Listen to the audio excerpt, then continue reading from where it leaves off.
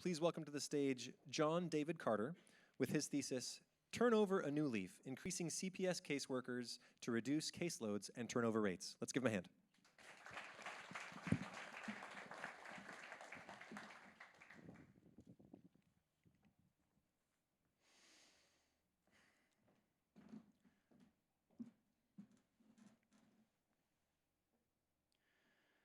On March 12, 2016, Quezada, the mother of a 4-year-old named Liliana, decided to leave her daughter under the supervision of her boyfriend.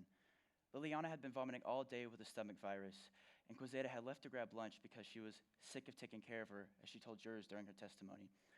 When Quezada finally returned to her home in Grand Prairie, where her boyfriend, Pfeiffer, was taking care of her daughter and her 18-month-old son, Liliana was nowhere to be found.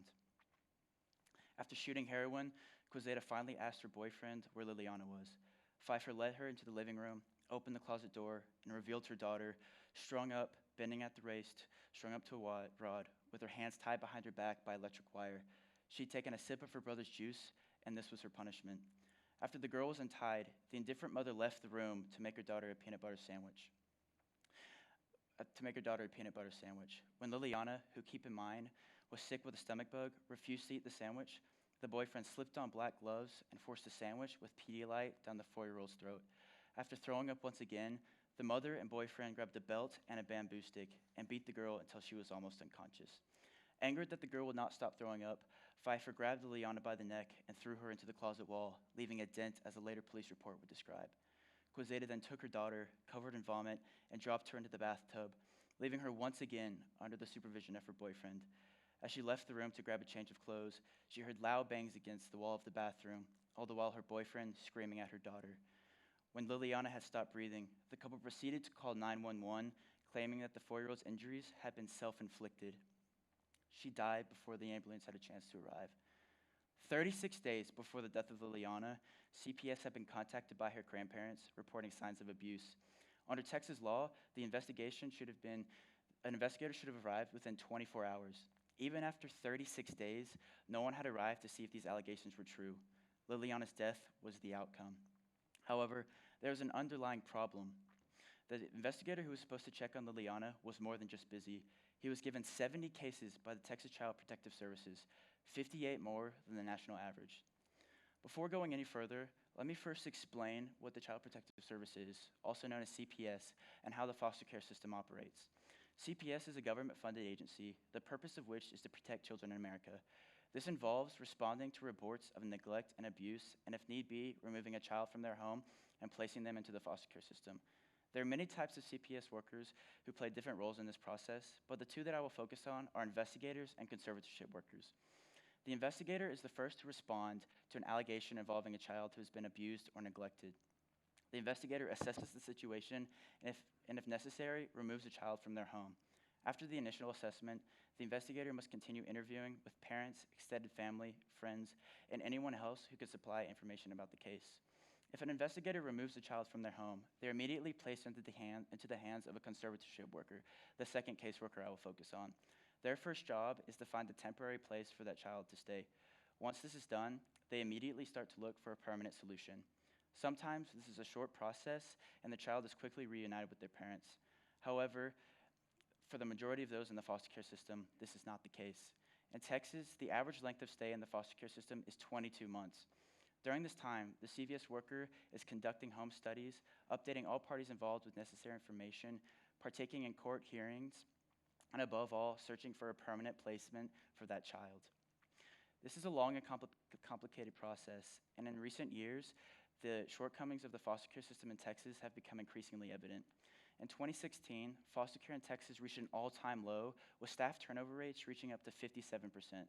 However, over the past 2 years, the Texas government has made efforts to fix CPS and foster care. In 2016, 550 caseworkers were added to the CPS staff, increasing the number to about 6,000. While this was a much-needed improvement, stories similar to that of Liliana still occur. With almost 30,000 children in the hands of the Texas foster care system, something must change. I'm proposing that the number of conservatorship workers and investigators be increased by 1,100, or 550 each, at a cost of $50 million. By increasing the number of CPS employees, many problems would be addressed. First, the average caseload for each employee would decrease. Second, as a decrease in caseloads, there would be a decrease in turnover rate as well. Lastly, as a result of reduced caseloads and reduced turnover rates, many of the 30,000 children in the Texas foster care system would better receive the care and attention that they deserve. By increasing the number of CPS employees, specifically conservatorship workers and investigators, the average caseload will decrease. Since investigators are the first to arrive at a scene whenever a report of abuse has been made, one would think that these investigators would have ample time to assess each situation, considering it could be life or death. However, this is far from reality. Investigators are plagued with high caseloads, prohibiting them from spending necessary time with each victim. The average caseload for investigators in Texas is about 17 cases, 5 more than the national recommended average. Similar to that of investigators, the job of the conservatorship worker is vital for the well-being of each child. The conservatorship worker is responsible for determining the best possible home for each child, greatly affecting their entire future. As of right now, the average caseload for conservatorship workers in Texas is about 28 cases. The national recommended average is 17. These recommended averages were determined by the Child's Welfare League Association, who after many nationwide studies determined that high caseloads lead to low job satisfaction, burnout, and worse outcomes for children in the foster care system. While some states are struggling in this area, like Texas, there are actually many states in the U.S. who have caseloads below the national recommended average. States such as Delaware, Illinois, and Pennsylvania all at one point struggled in this area, but now have caseloads lower than the recommended average. Each of these states attributes this decline to an increase in full-time employees, not a decrease in cases. In 1998, Delaware CVS workers faced an average caseload of about 26 cases, and they appealed to the Delaware state legislature to hire more workers. The state then passed legislation that ensures sufficient funding for the caseload to be close to the national recommended average. Since then, the caseload for Delaware CVS workers has dropped to about 13, 4 below the national recommended average. When comparing the Delaware child's welfare system to Texas, the stats are staggering. In 2017, 75% of children in Delaware who were put into the foster care were removed within the first year. In Texas, only 40% of children were removed within that first year. Another staggering statistic is that in Texas, 17% of children who were reunited with their original families were re-abused. The re-abuse of a child indicates that the conservatorship worker did not spend sufficient time ensuring that their original home was safe enough for the child to re-enter. In Delaware, the reoccurrence of maltreatment is only 6%. It is clear that high caseloads do not only take a toll on the caseworkers, but the children in the foster care system as well. As I mentioned before, when 550 caseworkers were added to the CPS staff in 2016, immense progress was made. The average caseload for investigators dropped by about 3 cases, and the caseload for conservatorship workers dropped by about 4 cases. With double the employees added this year than in 2016, the average caseload for investigators should drop from 17 to 13 cases, much closer to the national recommended average. The average caseload for conservatorship workers should drop from about 28 to 22 cases, a much more manageable caseload. With an increase in CPS employees, the caseload will decrease. Increasing the number of CPS employees through government funding will not only decrease the caseload, but the turnover rates will be reduced as well. In a meta-analysis which pulled from 22 different sources, the number one reason CPS employees cited for quitting their job was stress and emotional exhaustion from high caseloads. As you can imagine, high caseloads take a toll on these caseworkers, as is clearly revealed in the turnover rates of CPS employees. The average annual turnover rate for all jobs in America is about 4%. For investigators, the average annual turnover rate is 26% and about 16% for CVS workers. Whenever a caseworker quits their job, the remaining caseworkers must then take the dropped cases, adding to their already unmanageable caseload. This begins a vicious cycle where more and more caseworkers continue to quit from high stress and long hours, leaving more children in the foster care system without adequate care. The effect that high turnover rates has on children in the foster care system will be addressed later, but the CPS is also at an immense monetary disadvantage when turnover rates are high. Excuse me.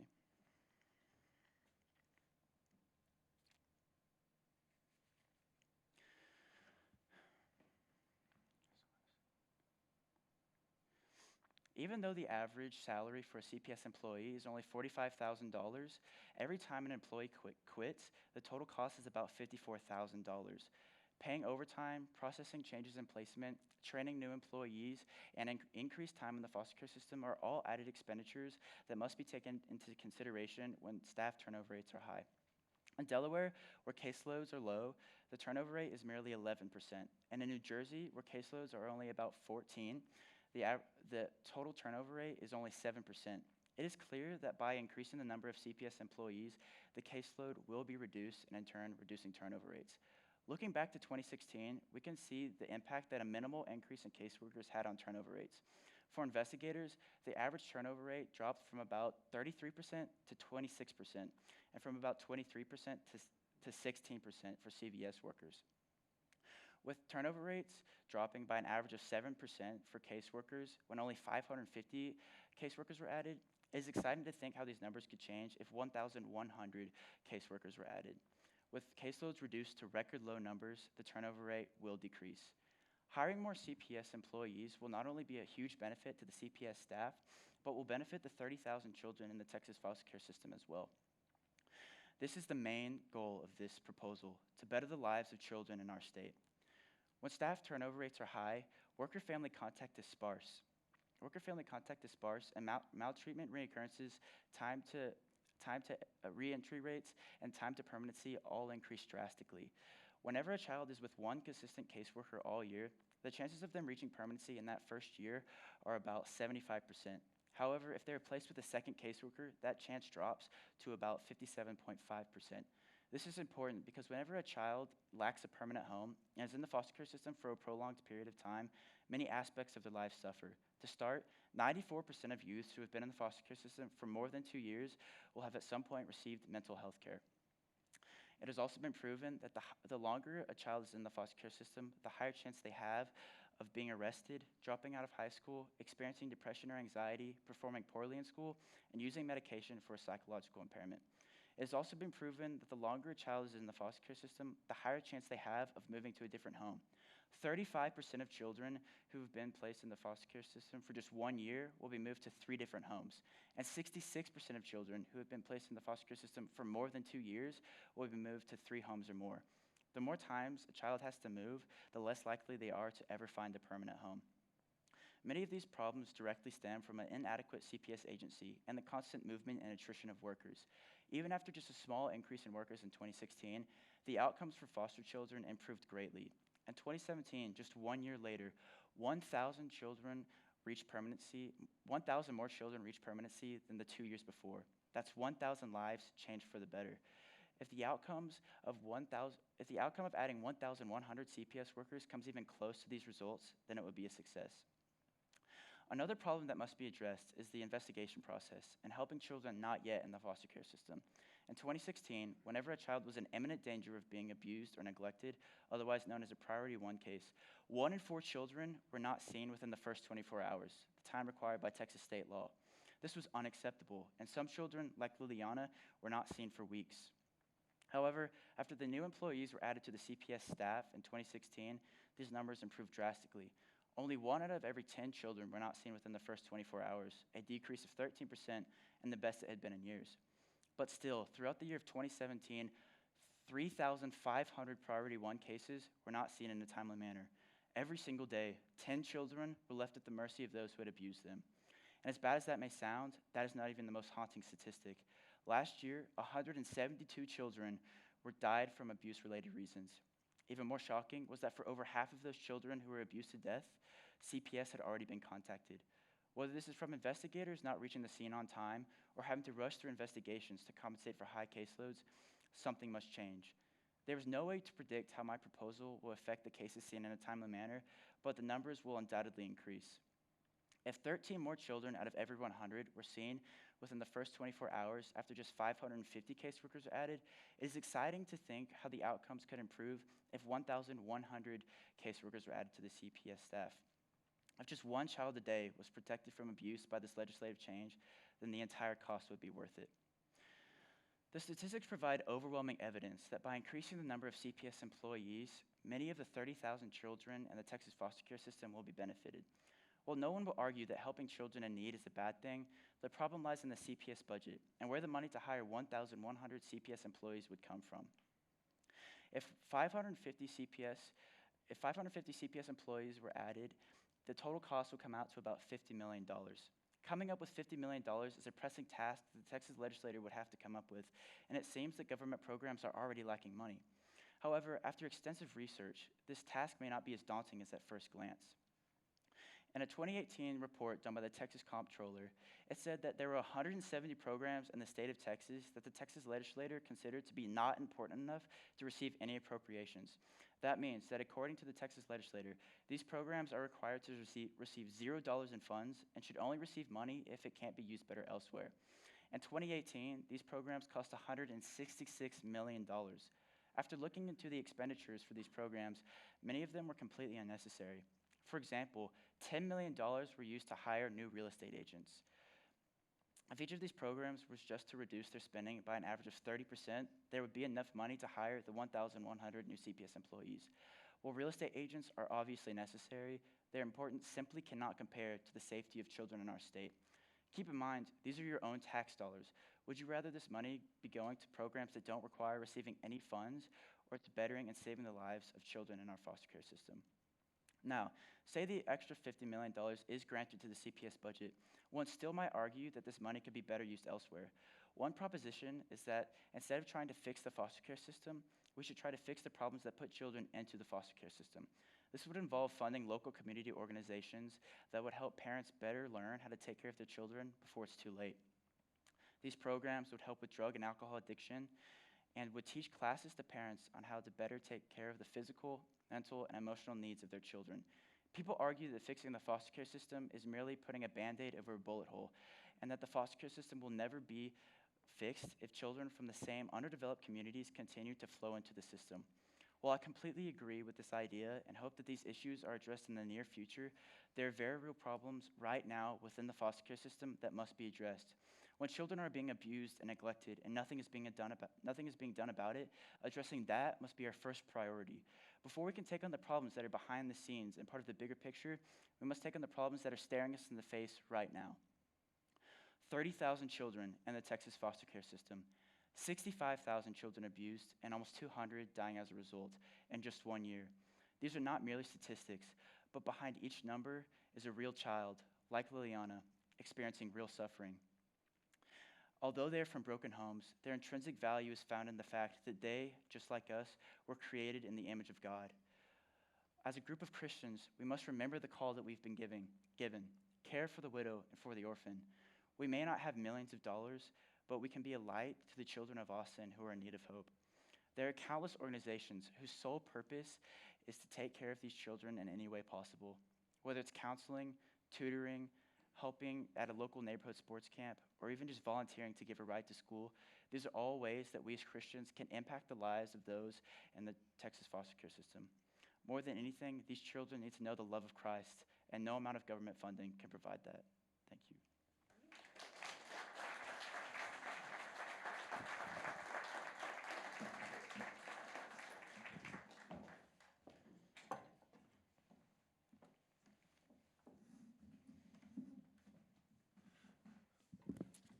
All right, thank you, JD. All right, on JD's panel, we have returning student Nathan Eloquent. Since writing and presenting his senior thesis on education and standardized testing, Nathan went on to receive 2 bachelor's degrees and a master's of science in instructional design and evaluation. He currently works as the instructional designer for Google's Cloud Technical Residency Program at their office right here in Austin. Yes, he was one of my students. No, it's not weird for me. Actually, yes, it's really weird for me. All right. We also have Susan Sprouse. She's been a parent at Veritas for 10 years now. Currently, she works as an estate planning and probate attorney with the Sprouse Law Firm. Disclaimer, Susan's questions and comments this evening may or may not reflect her true opinions and beliefs. They write these, just so you know. We also have Jimmy Miller. He has a BS in Communications from the University of Texas and a master's in church history from Gordon Conwell Theological Seminary. James is passionate about organizing historical research in new forms and reinserting theology as a core component in historical discussion. He currently works to create and refine corporate learning and onboarding pedagogy. His favorite episode of Classical Stuff You Should Know is Everyone's a Critic. Jordan Vermont. He currently serves as the chair of Veritas School Board. Jordan is married to Bianca, and they have 5 children, all enrolled at Veritas. Jordan is a partner and litigator with the law firm of Reed, Collins & Sy, LLP. As a practicing attorney, Jordan represents clients nationally and internationally in complex business litigation. All right, in front of you guys, you have paddles. I'm sure you know how this works, but let's go over it again. If you show me the white side of that paddle, it means you have a new question. If you show me the red, it means you have a follow-up question and gives you priority, just to organize things. So after I give him some water, because I forgot to, I'll open the floor.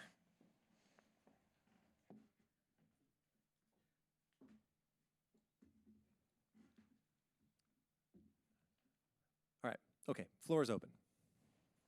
Mr. Eloquin. Hi. Hi. You truly did an excellent job connecting each of the statistical points and how they directly correlate with how investing in these new employees would contribute to your outcomes. And I want to speak directly to those outcomes. Okay. Let's say that your legislation was passed and we got those 1,100 additional CPS employees. I wrote down a few of the metrics that you'd be using to evaluate whether that was successful. Okay. Say the percentage of those removed from foster care homes within the first year, percentage of those who were abused when re-entering the home, turnover rate for those employees. What are some other metrics that you would be looking closely at to find out if investing in these employees was really worth the money? Okay, that's a very good question. One of the main things that I didn't really get to talk about in my thesis, but is really a huge problem within the foster care system, is the longer a child is in the foster care system, I talked about it a little bit, the chances of them ever reaching a permanent home decreases significantly. And some children never have a permanent home and they age out at 18. And just looking at some of these statistics for the children who actually age out, 54% have mental health problems, 30% have chronic medical illness, about 20% are unemployed, 33% live under the poverty line, anywhere from 33% to 50% lack health insurance. And so I think one of the problems that would be fixed is that if we had more caseworkers, like I said, they'd be able to spend more time with each child, looking for a permanent solution for that child. And so if they were to actually reach a permanent solution, who knows how many children wouldn't have to, become part of these statistics. And that's, I think that's one of the main indications that I would look for after this was implemented. Awesome, thank you. You did a really nice job. Thank you. Okay, so is this on? Yeah, hold up to face. Hold it closer? Can you hear me? Yes, Okay. ma'am. So you kind of touched on my main concern, actually, so good for you. Okay. But I want to talk to you a little bit more about it. I mean, I've read studies where their communities, they found if people are very involved in their communities, there's less depression, less suicide. It's much better to have a community rather than the government looking over just day-to-day things. Right. So why wouldn't you say, let's put all that money, all that $50 million toward building the community where the neighbors are going to say, like, hey, where's the little girl? Like, she's been locked up in the closet, right? I think Right. we're letting the communities off the hook if they think Okay. the government is going to take that role. Right. I completely agree with what you're saying. I think eventually that's where we have to be. After these initial problems are fixed, I think all of the money should be then put towards helping these, community organizations that could then, actually help these children, and like what you were saying. But as of right now, just for one example, with investigators, there's not enough investigators. And so say a neighbor says, okay, they're keeping this girl in her closet. Right now, there's a chance that that girl wouldn't be seen for 2 or 3 days just because we're lacking investigators. And I think that problem right there is an indication that we first need to have more investigators, and then we can focus on, with kind of the behind the scenes of the bigger picture like I was talking about. Great job. Oh, here we go. Great job. Did you flick it on? It's green. Sometimes it takes a second. Green means go. There we go. There you go. Great job. Thank you. Question, with regard to these investigators, what type of education or credentials or licensing do they need to have before they're able to hit the field? And I have a follow-up. Okay. So to start, you first need a bachelor's degree. And if you just have a bachelor's degree, you have to have at least 1 year of experience before entering the field. I think that could be experience with just working on any type of child welfare organization or system. But then if you have a master's degree, I think you don't have to have that prior that prior experience. What would go into it is what they need to look for whenever they come into a home, they actually have to investigate the children and the parents, so how to investigate the children without, scaring them or causing, more problems, just certain things like that, and what they need to look for when they are deciding whether they should remove the child from their home or not. Excellent. So accepting all of your premises, Mm-hmm. everything gets passed. You have your money. Right. You're ready to hire. Currently, nationally, unemployment is down. In Austin, it's under 3%. Mm-hmm. And so what happens when you have $50 million to hire 1,100 new caseworkers and there aren't enough credentialed employees to hire? That's a good question. I've thought about that. So right now, actually, out of the University of Texas, there's a lot of people who are looking to work as a CPS caseworker. And so what you're saying, say there actually isn't 550 investigators. I think the number would be close, just coming out of UT. But say it's, they can only hire 300. I think that we should just continue to hire them as they come out of college.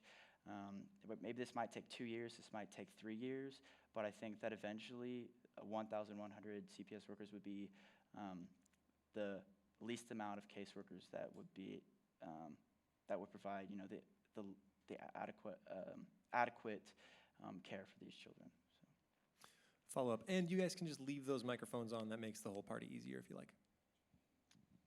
So just following on that, Mhm. I was interested in your 1,100 number, 550 Right. for each.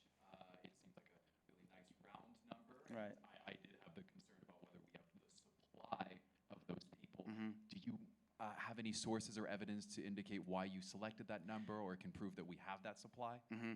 Yeah, so I chose 1,100 because, well, first off, just the money. I wanted to keep it at a reasonable amount of money, and so 50 million. After, like I said, I did a lot of research, and it didn't seem like that 50 million would be that hard. That wouldn't be that hard of a sum of money to come. Or to, I guess, add to the CPS budget. And also, so looking at the different caseloads, there's a few studies done that they really want, so the national recommended average is 17, but it's manageable if it's from 17 to 22. And for investigators, really, it's got to be close to 12. And so I picked, I guess, the least amount of caseworkers that would decrease the caseload for CVS workers from 28 to 22, and for investigators from 17 to 13. Right, so you researched the demand. How many are needed to maintain this minimum threshold for I guess case so, workers? right. Do you have any evidence as to how many people are out there wanting to work in this field if there was money for it? Right, and I kind of touched on with this, but like I said, coming out of UT, there's a bachelor's program where a lot of people are coming out of UT Austin looking for these jobs, and sometimes just because there's inadequate funding, they have to go to different states because there's just not enough jobs in Texas that the CPS can actually provide funding for. And so, like I said, it's kind of hard to find statistics if there would actually be 550 investigators exactly, but I think within 2-3 years that would be an easy fix. So. Mr. Vermont. JD, excellent poise in your presentation. Just want to commend you on your presentation so far. And I noticed you mentioned that a lot of the negative outcomes that you described for children were based upon the time that they spent in the foster care system. Mm-hmm. And that the goal for these children is to get them to a permanent placement. Yes, sir. I'm not familiar with the CPS system, but Okay.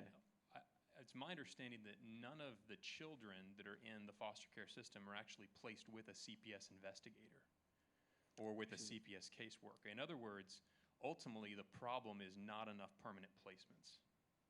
Okay. And so it seems like the $50 million that you're proposing would be better spent making sure that there are more permanent placements for these children that are stuck in the foster care system, so that those caseworkers we already had have more options to get those kids out of the system into a permanent placement and a place where they'd be cared for. Okay. Did you look into that?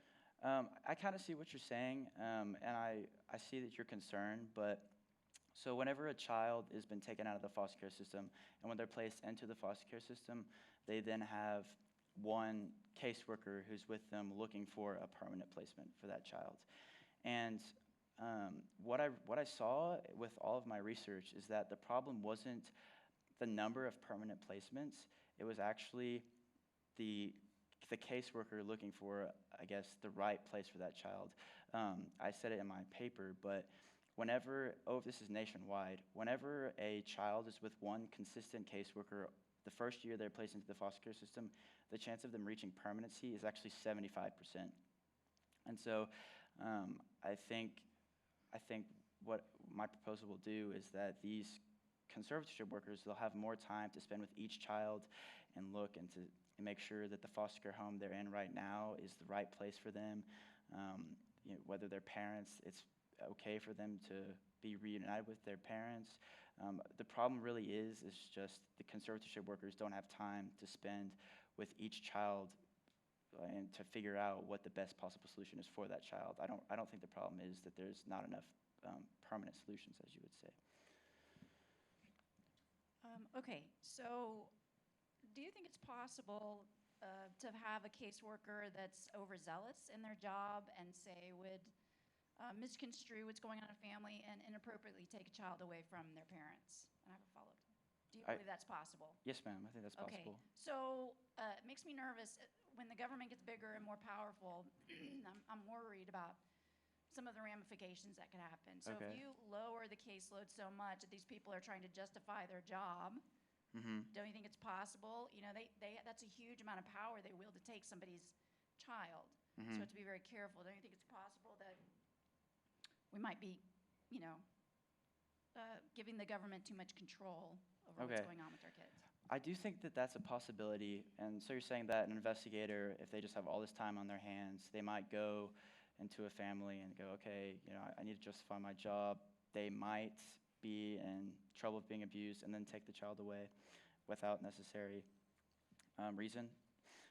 So I see what you're saying, but as of right now, investigators, they get there and a lot of times they just have to look really quick and then they have to leave because they just don't have time. And like I said, over half of the 172 children who were abused to death, CPS had already known about it. And so that's the investigator not getting to the scene on time. And so right now I think that if the caseload was dropped to 13, this is not like they have 2 cases every day and they have all the time in their hands. They still have to move quickly, and it's still actually above the national recommended average, but they would just have more time to make the right decision. They do this every single day, and they're removing children from their homes every single day, and so I don't think that would be a concern that's equivalent to having children abused to death because investigators aren't reaching the scene on time. Mr. Eloquin. So I really did appreciate you bringing up some case studies in Pennsylvania, Delaware, Illinois, and then also the 2016 increase here in Texas. Right. I was wondering if for the call to action with this particular thesis, it was increasing funding for these particular workers.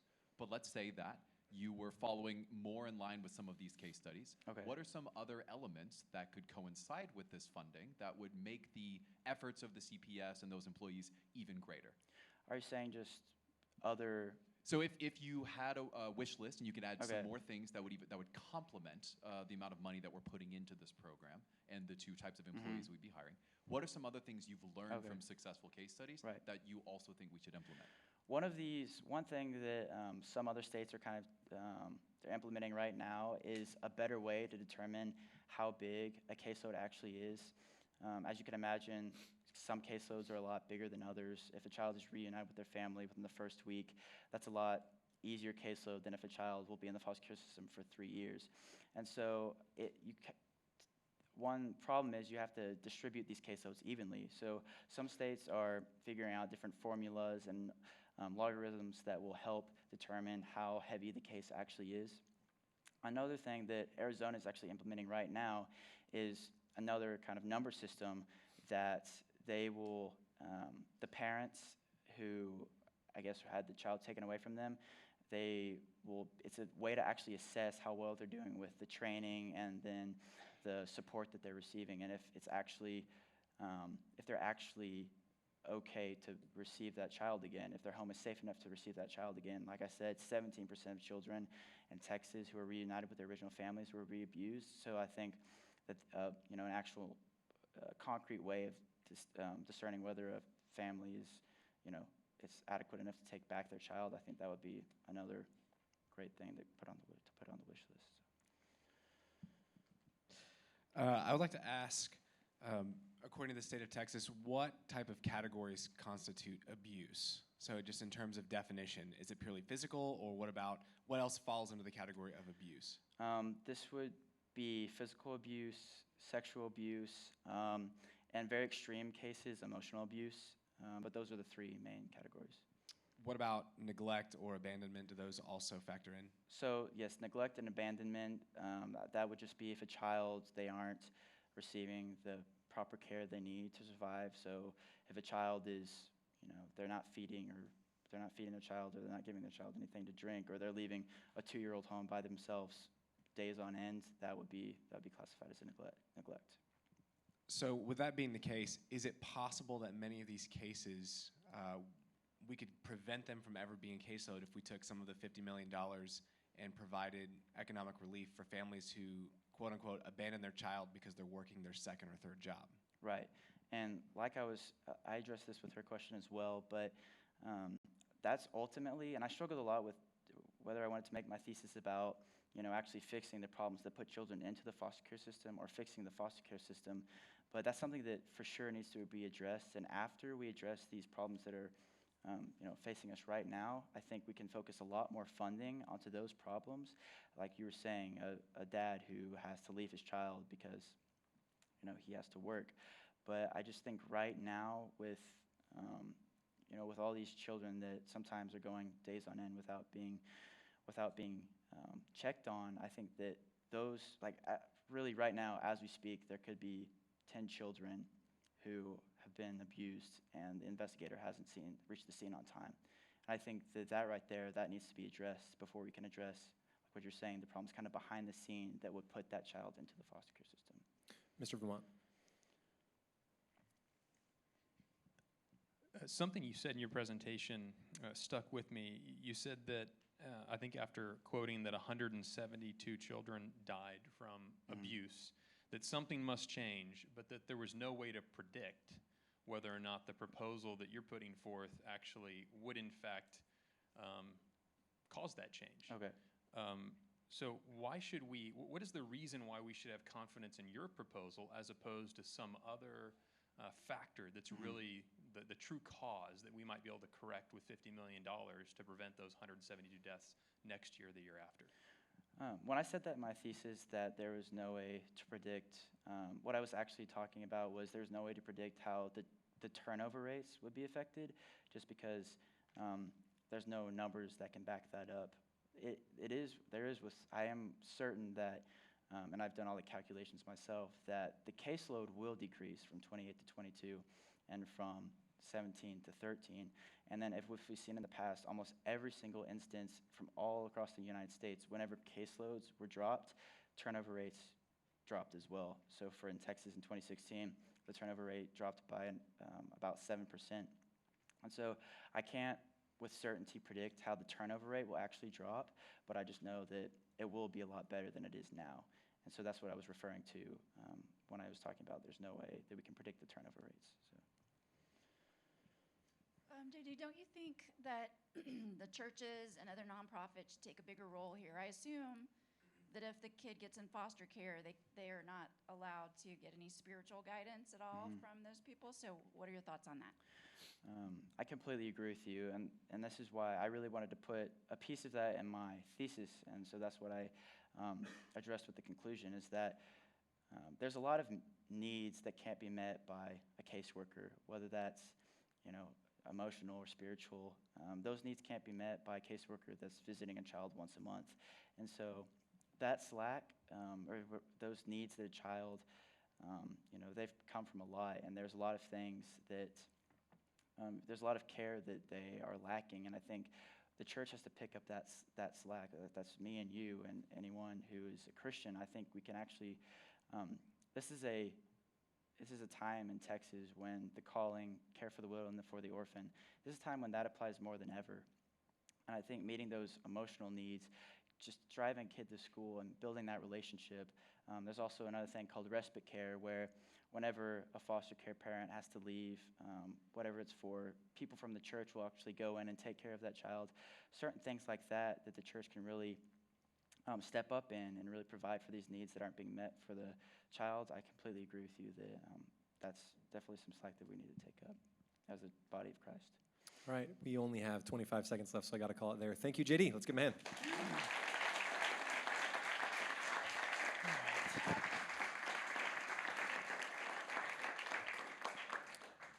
All right, we got started a little late, so let's come back in about 15 minutes, which puts us at 43-ish. So we'll start right around 43, 45.